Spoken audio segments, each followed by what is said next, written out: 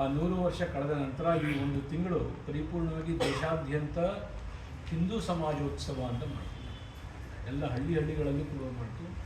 ನಾನು ಒಂದು 5 program attend ಆಗಿದೆ. ಹಿಂದೂಗಳನ್ನು ಜಾಗೃತಗೊಳಿಸ್ಲಿಕ್ಕೋಸ್ಕರ ನಾವು ಹೋಗಿ ಮಾತನಾಡಬೇಕಾಗುತ್ತೆ. ಒಂದು ಜಾಗೃತಗೊಳಿಸ್ಬೇಕು, ಜೊತೆಗೆ ನಾವುಗಳು ಜಾಗೃತರಾಗಿರಬೇಕು. ಎರಡೂ ಇದೆ. ಜಾಗೃತಗೊಳಿಸೋದು ಬೇರೆ, ಜಾಗೃತವಾಗಿರೋದು ಬೇರೆ. ಏನಕ್ಕೆ ಆ ಕಾರ್ಯಕ್ರಮವನ್ನು ಮಾಡಿದ್ರು ಅಂದರೆ 100 ವರ್ಷ ಅವ್ರು ಬಂದಿರತಕ್ಕಂಥ ಇತಿಹಾಸ ಏನಿದೆ,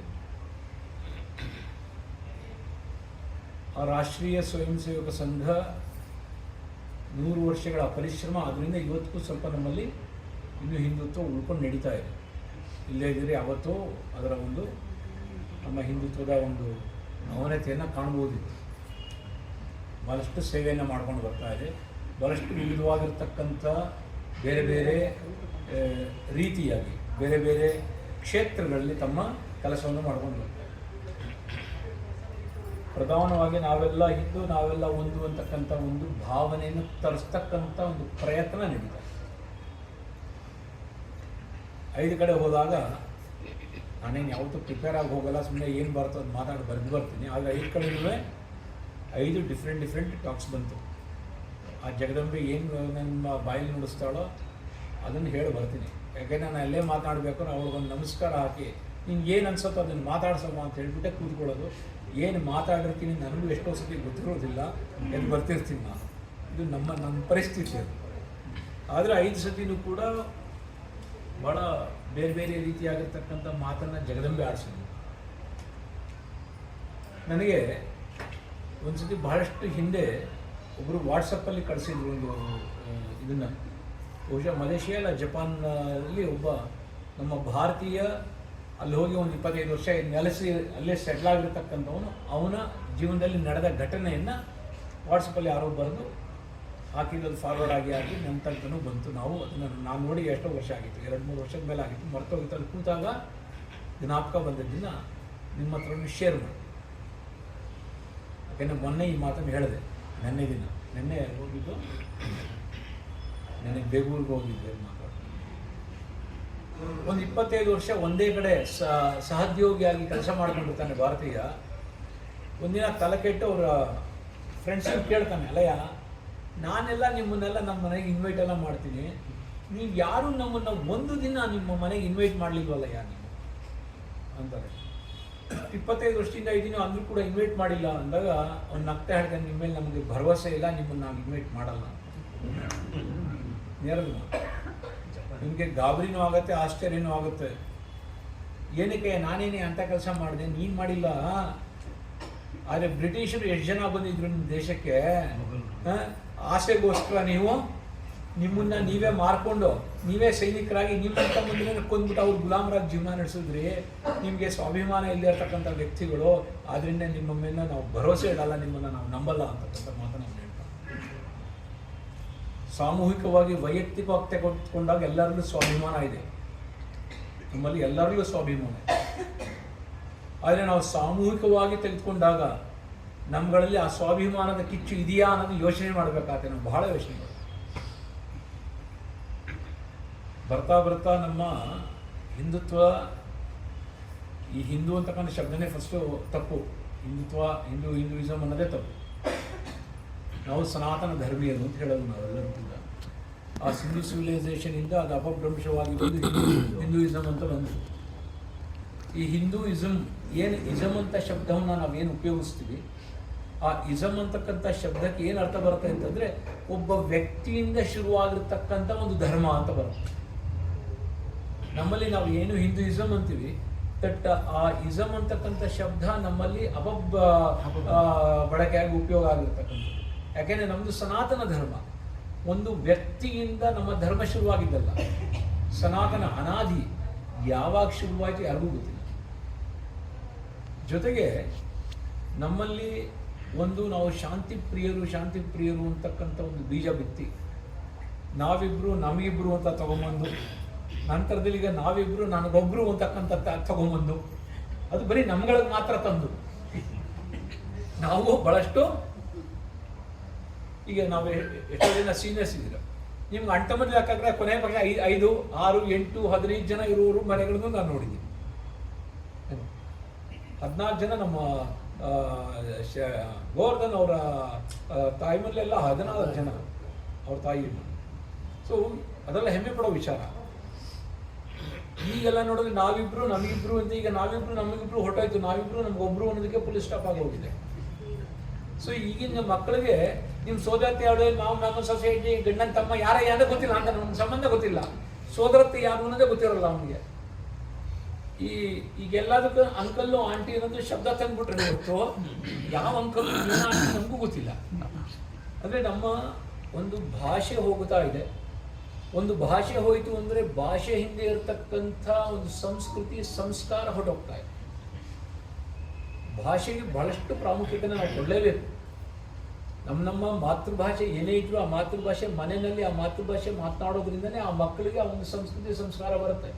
ಇವತ್ತಿನ ದಿನ ನಾವೆಲ್ಲರೂ ಕೂಡ ಬಹಳಷ್ಟು ಜನ ಮನೆಯಲ್ಲಿ ಅವ್ರ ಮಕ್ಕಳುಗಳಿಗೆ, ಎಸ್ಪೆಷಲಿ ಈಗ ರೀಸೆಂಟಾಗಿ ಮದುವೆ ಆಗಿರ್ತಕ್ಕಂಥದ್ದು, ಇಲ್ಲ ಒಂದು 10 ವರ್ಷದಲ್ಲಿ ಮದುವೆ ಆಗಿರ್ತಕ್ಕಂಥ ಮನೆಯಲ್ಲಿ ಮಗ ಸೊಸೆ ಇರ್ಬೋದು, ಇಲ್ಲ ಮಗಳು ಅಳಿಯ ಇರ್ಬೋದು, ಅವ್ರವ್ರ ಮಕ್ಕಳನ್ನ ಮಾತಾಡಿಸೋ ರೀತಿ ನೋಡಿದರೆ ಚೆನ್ನಾಗಿ ನಮ್ಗೆ ಅರ್ಥವಾಗತ್ತೆ.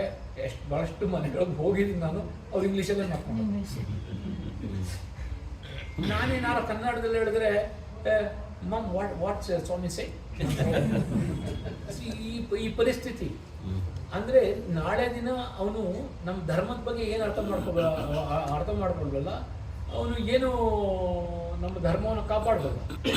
ಮಾತೃಭಾಷೆ ಹೋಯಿತು ಅಂತಂತಂದ್ರೆ ನಮ್ಮ ಸಂಸ್ಕೃತಿ ಸಂಸ್ಕಾರ ಹೊಟ್ಟೋಯ್ತು. ನನಗೆ ಒಬ್ಬ ಹುಡುಗ ಕೇಳ್ದ, ಸ್ವಾಮಿ why you are wearing a bedsheet ಅಂದ. ಇದು ನಿಂಗೆ ಅಂದ್ಕೊಂಡು ಅವ್ನು ಚಿಕ್ಕ ಹುಡುಗ, ನಾನು ಏನು ಉತ್ತರ ಹೇಳಿ ಅವನಿಗೆ, ನಾನು ಏನು ಉತ್ತರ ಹೇಳಿ, ನಿನಗೆ ಬಟ್ಟೆ ಇಲ್ಲ ಅಂತ ಕೇಳ್ತಾನೆ, it doesn't have A clothes ಅಂತ. ನಾನು ನಕ್ಬಿಟ್ಟು ನಿಮ್ಮ ಅಪ್ಪ ಅಮ್ಮನ ಕರ್ಸಿ ಮಾತಾಡ್ತೀನಿ ಅಂತೇನೆ. ಅಂದರೆ ನಮ್ಮ ಪರಿಸ್ಥಿತಿ ಏನಾಗ್ತಾ ಇದೆ ಅನ್ನೋದಕ್ಕೆ ಹೇಳ್ತಾರೆ. ಭಾಷೆ ಪರಿಪೂರ್ಣವಾಗಿರ್ತಕ್ಕಂಥ ಒಂದು ಸಂಸ್ಕೃತಿ ಸಂಸ್ಕಾರವನ್ನು ಹಾಳು ಮಾಡಿಬಿಡ್ತಾ ಇದೆ. ಭಾಷೆಗೆ ಪ್ರಾಧಾನ್ಯತೆ ಕೊಡಬೇಕು. ಜೊತೆಗೆ ಮನೆಯಲ್ಲಿ ನಾನು ಪ್ರತಿ ಸತಿನೂ ಹೇಳ್ತೀನಿ, ಯಾವ ಮಕ್ಕಳು ನೋಡಿದ್ರು ಹೇಳ್ತೀನಿ, ತಂದೆ ತಾಯಿ ನಮಸ್ಕಾರ ಮಾಡಿ ಮಾಡಿ ಮಾಡಿ ಮಾಡಿ. ತಂದೆ ತಾಯಿಗೂ ಹೇಳ್ತೀನಿ, ಕಡ್ಡಾಯವಾಗಿ ನಮಸ್ಕಾರ ಮಾಡಿಸ್ಕೊಳ್ಳಿ. ನಮ್ಮಲ್ಲಿ ಎಲ್ಲರಿಗೂ ತಿಳಿದಿರೋ ವಿಚಾರ, ನಾವು 4 ಆಶ್ರಮದ ಬಗ್ಗೆ ಹೆಮ್ಮೆಯಿಂದ ಮಾತನಾಡ್ತೀವಿ. ಎಷ್ಟು ಚೆನ್ನಾಗಿ ಮನುಷ್ಯನ ಒಂದು 64 ಸಂಸ್ಕಾರಗಳು, 64 ಹೋಗಿ 32 ಬಂತು, 16 ಬಂತು, ಈಗ ಒಂದು 7-8 ಮಾಡ್ತಾರೆ, ಇಲ್ಲ ಒಂದು 2-3 ಅಂತೂ ಮಾಡೇ ಮಾಡ್ತಾರೆ. ಒಂದು ಮದುವೆ ಅಂತೂ ಗ್ಯಾರಂಟಿ ಆಗುತ್ತೆ, ಇನ್ನೊಂದು ಸಪ್ನ ತಿಥಿ ಅಂತೂ ಆಗುತ್ತೆ.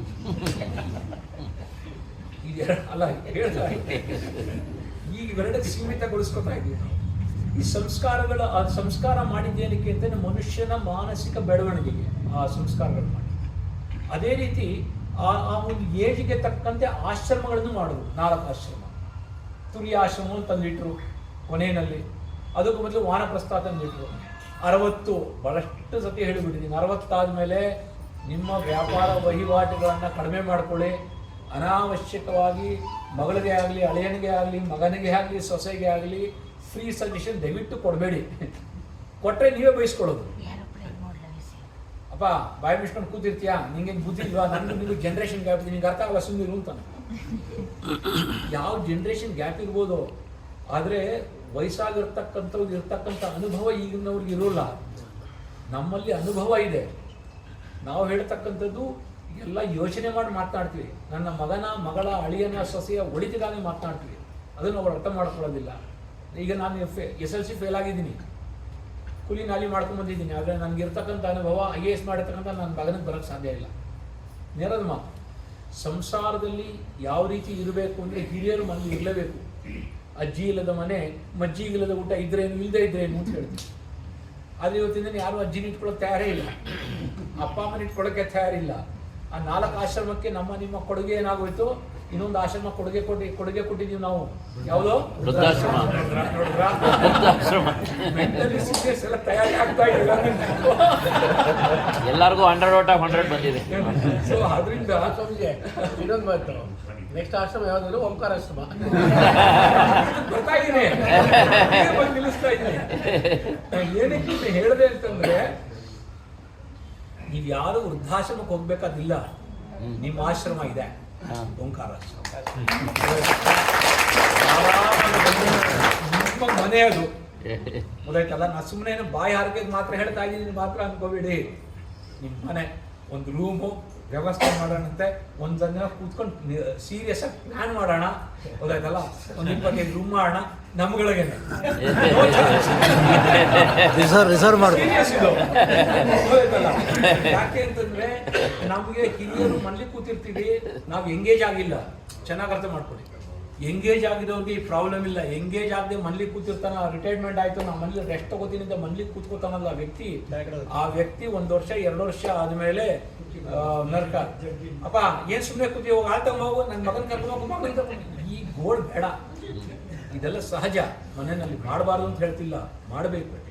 ಆದ್ರೆ ಅವನು 24 ಗಂಟೆನೂ ಹೊಂದಾಣಿಕೆ ಒಂದು ಕೆಲಸ ಮಾಡಿ ಒಂದು ಎಂಗೇಜ್ ಆದಂಥ ವ್ಯಕ್ತಿ ಮಾನಸಿಕವಾಗಿ ಈ ಒಂದು ಪರಿಸ್ಥಿತಿಗೆ ತಯಾರಿಯಾಗಲಿಕ್ಕೆ ಸಾಧ್ಯ ಇಲ್ಲ. ಜೊತೆಗೆ ಅವನು ದುಡ್ಕೊಂಡು ಬರ್ತಾ ಇರ್ತಾ, ಬೆಳಗಿನ ರಾತ್ರಿ ತನಕ ದುಡಿತಾ ಇದ್ದ. ಒಂದು ಆಧ್ಯಾತ್ಮಿಕತೆಗೆ ಅವನು ಹೋಗಿ ಬರವ, ಆದರೆ ಅವನ ಮಕ್ಕಳಿಗೆ ಆ ಒಂದು ಆಧ್ಯಾತ್ಮಿಕತೆಯನ್ನು ಕೊಡ್ಲಿಕ್ಕೆ ಒಂದು ಸಮಯ ಇರಲಿಲ್ಲ ಅವನಿಗೆ. ಇನ್ನು ಅವನ ಮಗ ಏನು ಕೊಟ್ಟಾನು, ಕೊಡ್ಲಿಕ್ಕೆ ಸಾಧ್ಯನೇ ಇಲ್ಲ ಅವನು. ಈಗ ನಾ ಈಗ ಹೇಳಿದ್ನಲ್ಲ, ವೈ ಆರ್ ವೇರಿಂಗ್ ಬೆಡ್ಶೀಟ್ ಅಂತ, ಆ ಪರಿಸ್ಥಿತಿ ನಮಗೆ. ಆದ್ರಿಂದ ಇಲ್ಲಿ ಆ ಸಂಸಾರದಲ್ಲಿ ಆಧ್ಯಾತ್ಮಿಕದ ಹಿನ್ನೆಲೆ ಇಲ್ಲ ಅಂದ್ರೆ ಆ ಸಂಸಾರದಲ್ಲಿ ದಿನಬೆಳಗಾದ್ರೆ ಒಂದಲ್ಲ ಒಂದು ವಾರಕ್ಕೊಂದ್ಸತಿನಾರು ಗಂಡ ಹೆಂಡತಿ ಜಗಳ ಆಗಿರುತ್ತೆ. ಏನೋ ಇಲ್ಲ ಮಕ್ಕಳು ಮೊಮ್ಮಕ್ಕಳಿಗೋ ಏನೋ ಒಂದು ಕಿಸಿ ಕಿಸಿ ಕಿಸಿ ಕಿಸಿ ಕಿಸಿ ಇದ್ದೇ ಇರುತ್ತೆ. ಆಧ್ಯಾತ್ಮಿಕ ಹಿನ್ನೆಲೆ ಬೇಕು. ಜೊತೆಗೆ ನಮ್ಮ ಧರ್ಮದಲ್ಲಿ ನಾವು ಗರ್ವವನ್ನು ಪಡಬೇಕು, ಹೆಮ್ಮೆಯನ್ನು ಪಡಬೇಕು. We proud to say that. ಎಷ್ಟೋ ಜನ್ಮಾಂತರದ ಒಂದು ಪುಣ್ಯ ಸಿಕ್ಕಿದೆ. ಆ ಪುಣ್ಯದಿಂದ ನಾವು ಭಾರತದಲ್ಲಿ ಜನಿಸಿದ್ದೀವಿ. ಚೆನ್ನಾಗಿ ಅರ್ಥ ಮಾಡ್ತೀವಿ. ಭಾರತದಷ್ಟು ಪುಣ್ಯ ಭೂಮಿ ಬೇರೆ ಎಲ್ಲೂ ಇಲ್ಲ ಪ್ರಪಂಚದಲ್ಲಿ. ಭಾರತದಲ್ಲಿ ನಾವು ಜನ್ಮ ಪಡೆದಿದ್ದೀವಿ. ನಂತರದಲ್ಲಿ ಪೂಜೆ ಪುನಸ್ಕಾರ ಭಗವಂತ ಅಂತಕ್ಕಂಥ ಒಂದು ಮಾರ್ಗದಲ್ಲಿ ಬಂದಿದ್ದೀವಿ ಅಂತಂದ್ರೆ ಅದರಲ್ಲೂ ಕೋಟಿಗೊಬ್ಬ. ಯಾರು ಈ ಥರ ಮಾಡ್ಲಿಕ್ಕಾಗಲ್ಲ. ಜೊತೆಗೆ ದೇಶಕ್ಕೆ ಒಳ್ಳೇದಾಗಲಿ, ನಮ್ಮ ಸನಾತನ ಧರ್ಮೀಯರಿಗೆ ಒಳ್ಳೇದಾಗಲಿ ಅಂತ ಮಾಡ್ತಾ ಇದ್ದೀವಿ. ಅದಕ್ಕಿಂತ ಉತ್ಕೃಷ್ಟ ಏನಿಲ್ಲ. ಅಂತಃಕರಣ ಶುದ್ಧಿ ಆಗುತ್ತಿದೆ. ಅದರಿಂದ ಇಲ್ಲಿ ನಾವು ಹಿಂದೂಗಳು ಜಾಗೃತರಾಗಲಿಲ್ಲ ಅಂತಂದರೆ ನಾಳೆ ದಿನ ನನ್ನ ಮೊಮ್ಮಗ ವಾಸ ಮಾಡಲಿ. ಯಾಕೆಂದರೆ ನೋಡಿ, ಈಗ ನೀವು ಎಷ್ಟೋ ಜನ ಸೀನಿಯರ್ಸ್ ಇದ್ದಾರೆ, ನಿಮ್ಮ ಬಾಲ್ಯವನ್ನು ನೀವು ಯೋಚನೆ ಮಾಡಿ ನೋಡಿ. ನಿಮ್ಮ ಅಪ್ಪ ಅಮ್ಮ ಏನು ಆಸ್ತಿ ಕೊಟ್ಟರು ನಿಮಗೆ? ನೀವೇನು ಕೊಡ್ತಾ ಇದ್ದೀರಾ? ನೀವು ನಿಮ್ಮ ಅಪ್ಪ ಅಮ್ಮ ಏನು ಆಸ್ತಿ ಕೊಟ್ಟಿದ್ರೆ ಅಷ್ಟನ್ನು ಮಾತ್ರ ನಿಮ್ಮ ಮಕ್ಕಳಿಗೆ ಕೊಟ್ಟಿದ್ದಿದ್ರೆ ಬಹಳ ವ್ಯತ್ಯಾಸ ಇರೋದು ನಿಮ್ಮ ಜೀವನದಲ್ಲಿ. ನಾನು ಕಷ್ಟಪಟ್ಟೆ, ನನ್ನ ಮಗ ಸುಖವಾಗಿರಬೇಕು, ಅದು ಸುಖವಾಗಿರಬೇಕು ಅಂತಕ್ಕಂಥ ನನ್ನ ಭಾವನೆ. ಆದರೆ ಆ ಭಾವನೆಯ other side of the coin, ನೀನು ಬೇರೆ, ನಿನ್ನ ಅಣ್ಣ ಬೇರೆ, ನೀನು ಬೇರೆ, ನಿನ್ನ ತಮ್ಮ ಬೇರೆ ಅಂತಕ್ಕಂಥ ವಿಷ ಬೀಜವನ್ನು ನಾವೇ ಬಿತ್ತಿರ್ತಕ್ಕಂಥದ್ದು. ಉದಾಹರಣೆ ಕೊಡ್ತೀನಿ. ಈಗ ನಾವು ಚಿಕ್ಕವರಿದ್ದಾಗ, ನೀವುಗಳು ಚಿಕ್ಕವರಿದ್ದಾಗ, ಬಸ್ ಮನೆ ಹೊರಗಡೆ, ಟಾಯ್ಲೆಟ್ ಹೊರಗಡೆ, ಈಗೆಲ್ಲ ರೂಮ್ ಪಕ್ಕ ತಂದಿಟ್ಕೊಂಡಿದ್ದೀವಿ ಒಳಗಡೆ, ಅದು ಬೇರೆ ವಿಚಾರ. ಆದರೆ ಹೊರಗಡೆ ಇತ್ತು ಒಂದೇ ಟವಲ್ಲು, ಒಂದು ಗುಂಡು ಕನ್ನಡಿ, ಒಂದು ಬಾಚಣಿಗೆ, ಒಂದು ನೆಂಜಿನ ಗುಡ್ ಟೂತ್ ಪೇಸ್ಟ್, ಇಲ್ಲ ವಿಕೋ ವಜ್ರದಂತೆ ಪೌಡ್ರು, ಇಲ್ಲ ಬೇವಿನ ಕಡ್ಡಿ. ಹೌದಾ? ಬೆರಣಿ. ಲೈಫ್ ಬಾಯ್ ಸೋಪ್. ಕರೆಕ್ಟ್, ಲೈಫ್ ಬಾಯ್ ಸೋಪ್. ಅಮ್ಮ ಹೇಳದ್ ಮಾಡ್ತಿದ್ದೆ, ಲೈಫ್ ಬಾಯ್ ಸೋಪ್. ಇಲ್ಲಿ ಕೊನೆ ಸ್ನಾನಕ್ಕೆ ಹೋಗೋನು ಫಸ್ಟ್ ಅವ ಮೈ ಒರೆಸ್ಕೊಳಕ್ ಮೊದಲು ಆ ಟವಲ್ ಹಿಂಡ್ಬೇಕವ, ಆಮೇಲೆ ಅವ್ನು ಮೈ ಒರೆಸ್ಕೋಬೇಕಾಗಿತ್ತು. ಅದು ಬಡತನ ಸೂಚಿಸ್ತಾ ಇರಲಿಲ್ಲ, ಒಗ್ಗಟ್ಟನ್ನು ಸೂಚಿಸೋದು, ಒಮ್ಮತವನ್ನು ಸೂಚಿಸೋದು. ನಾನು, ನನ್ನ ಅಣ್ಣ, ನನ್ನ ತಮ್ಮ, ನನ್ನ ಅಕ್ಕ, ನನ್ನ ತಂಗಿ, ನಮ್ಮ ಅಪ್ಪ, ನಮ್ಮಮ್ಮ ಅಂತಕ್ಕಂಥ ಬಾಂಧವ್ಯವನ್ನು ಸೂಚಿಸೋದು. ಅದರ ವಾಸನೆ ಆ ಟವಲಲ್ಲಿ ಇತ್ತು. ನಾನೇನು ಅನ್ಕೊಂಡೆ, ಅವಾಗೆಲ್ಲ ಹಿಂಗೆ ಬೆಳೆದ ಕಣಯ್ಯ, ನನ್ನ ಮಗ ಸುಖವಾಗಿರ್ಲಿ ಅನ್ಕೊಂಡೆ. ನಾವಿಬ್ರು, ನಮಗಿಬ್ರು, ಇಬ್ರು ಮಕ್ಕಳು, ಇಬ್ರಿಗೂ ರೂಮ್ ಸಪ್ರೇಟ್ ಮಾಡಿದೆ. ನನ್ನ ರೂಮ್ ಸಪ್ರೇಟು ಈಗ. ಸೊ ಇಬ್ರು ರೂಮ್ ಸಪ್ರೇಟ್ ಮಾಡಿದೆ. ಇಬ್ರು ರೂಮ್ಗೆ toilet separate, tooth paste separate. ಅವನ ಮಕ್ಕಳು ಆಟದ ಸಾಮಾನು, ನೀವು ಮನೆಗಳಲ್ಲಿ ನಿಮ್ಮ ಮೊಮ್ಮಕ್ಕಳು ಆಟ ಆಡ್ಬೇಕಾದ್ರೆ ನೀವು ಅಬ್ಸರ್ವ್ ಮಾಡಿ ನೋಡಿ.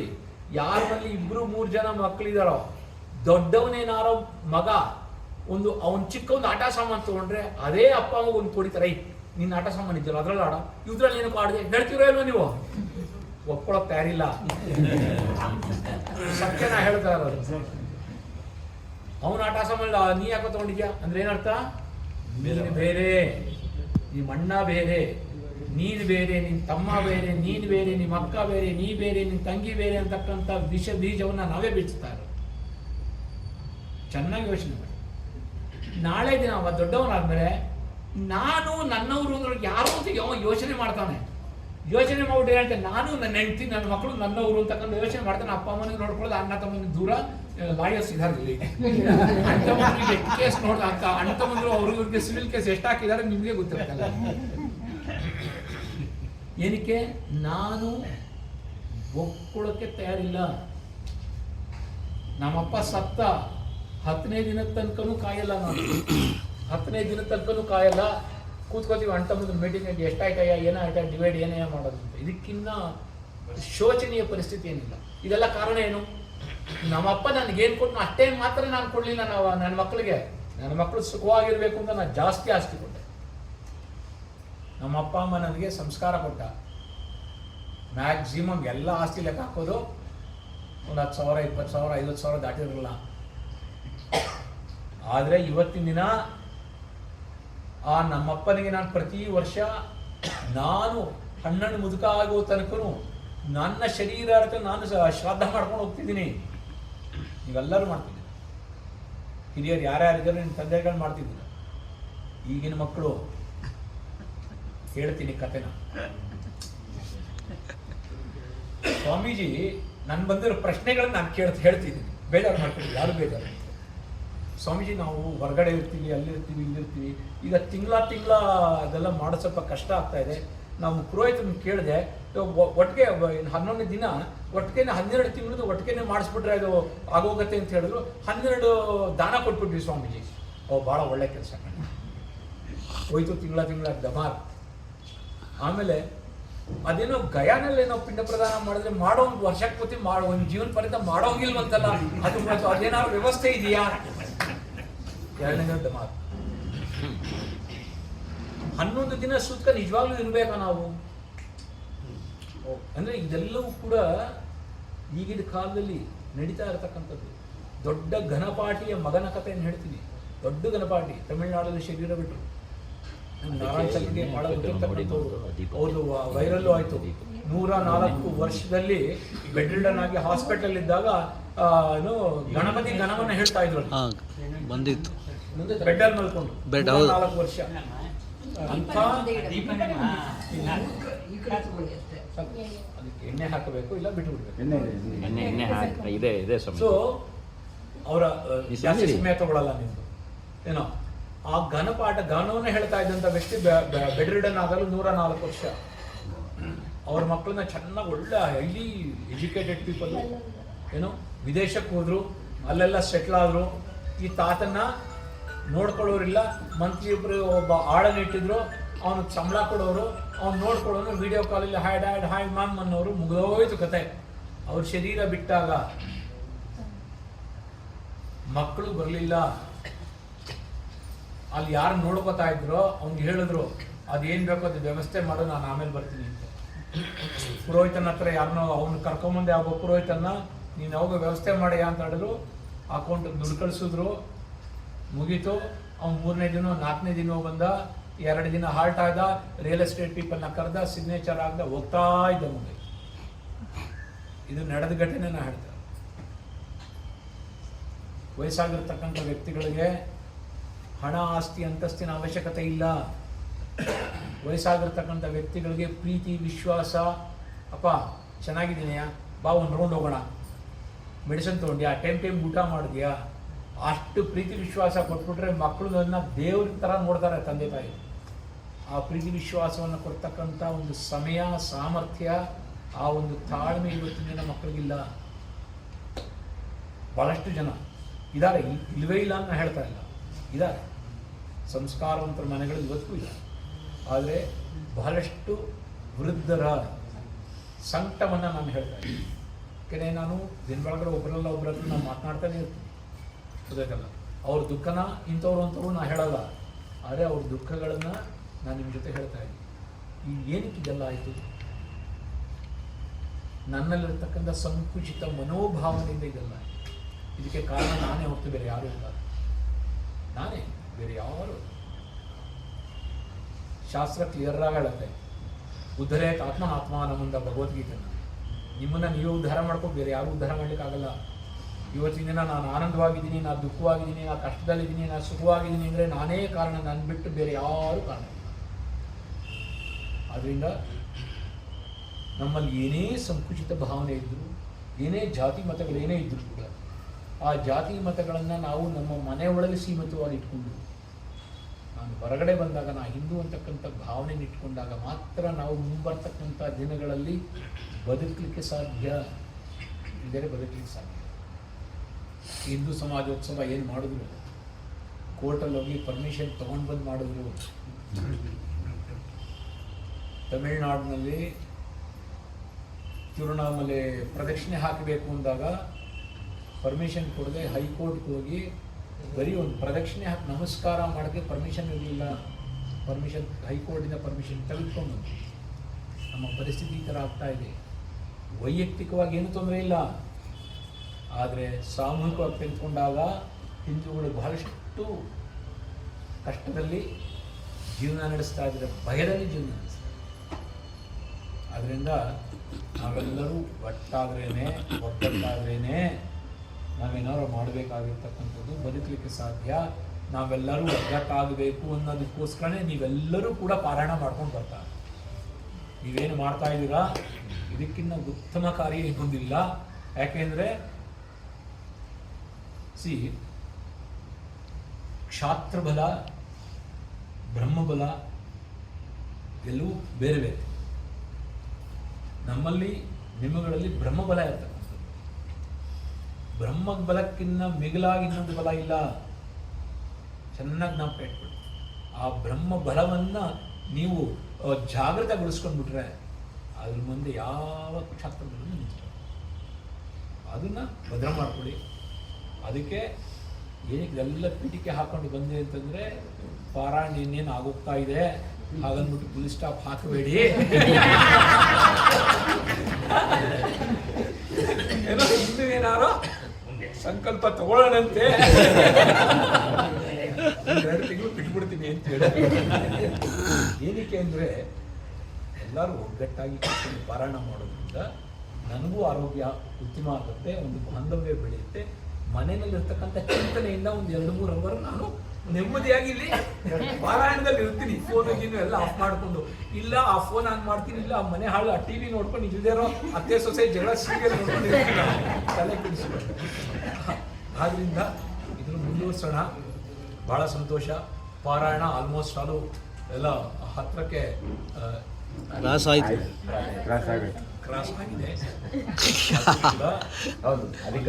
ಎಲ್ಲಿ ತನಕ ಯಾಗದ ದಿನ ತನಕ ಕೂಡ ಪಾರಾಯಣವನ್ನು ನಿಲ್ಲಿಸಬೇಡಿ. ಏನಕ್ಕೆ ಹೇಳ್ತಾ ಇದ್ದೀನಿ ಅಂತಂದರೆ, ಅಧಿಕ ಫಲ. ಏನು ಎಕ್ಸ್ಟ್ರಾ ಇದೆ ಅದೆಲ್ಲವೂ ಕೂಡ ಲೋಪದೋಷ ಪ್ರಾಯಶ್ಚಿತ್ತ ಆಗ್ತೈತೆ. ಸ್ವಾಮೀಜಿ ಲೋಪದೋಷ ಏನು ಬಂತು, ನಾವೆಲ್ಲ ಕರೆಕ್ಟಾಗಿ ಕೂತ್ಕೊಂಡು ಪಾರಾಯಣ ಮಾಡಿದ್ವಿ, ಲೋಪದೋಷ ಬರೋಕ್ಕೆ ಸಾಧ್ಯನೇ ಇಲ್ಲ ಅಂತ ಹೇಳ್ತೀವಿ. ಓಂ ನಮೋ ಭಗವತೆ ರುದ್ರಾಯ ಅಂತ ಹೇಳ್ಕೊಂಡು ಬರ್ತಾರೆ. ನಮಸ್ತೆ ರುದ್ರ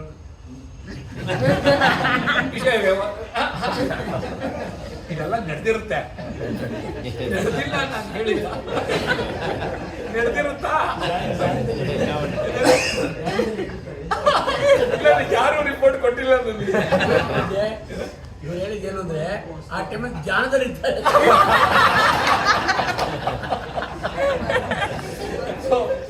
ಅದರಿಂದ ಅಧಿಕಸ್ಯ ಏನಾಗತ್ತೆ ಅದೆಲ್ಲೂ ಕೂಡ ಲೋಕದೋಷ ಪ್ರಾಯಶ್ಚಿತ್ತ ಆಗ್ತದೆ. ಇದಕ್ಕೋಸ್ಕರ ಮಾಡ್ಕೊಂಡು ಬನ್ನಿ. ಭಗವತಿ ಒಳ್ಳೇದು ಮಾಡಲಿ. ಹರಿ ಓಂ ತತ್ಸತ್.